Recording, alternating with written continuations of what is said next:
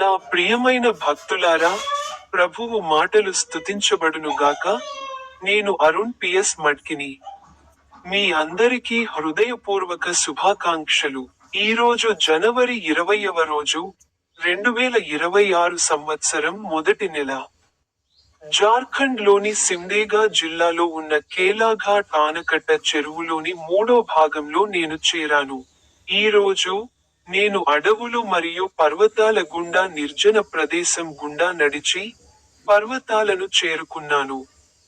ఆయన వాగ్దానాలలో ఒకదానిని ప్రతిబింబిస్తూ, నేను ఇలా అన్నాను.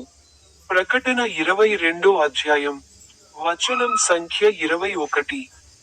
ప్రభువైన యేసు కృప పరిశుద్ధులతో ఉండుగాక. ఆమెన్. మీ అందరికీ హృదయపూర్వక శుభాకాంక్షలు.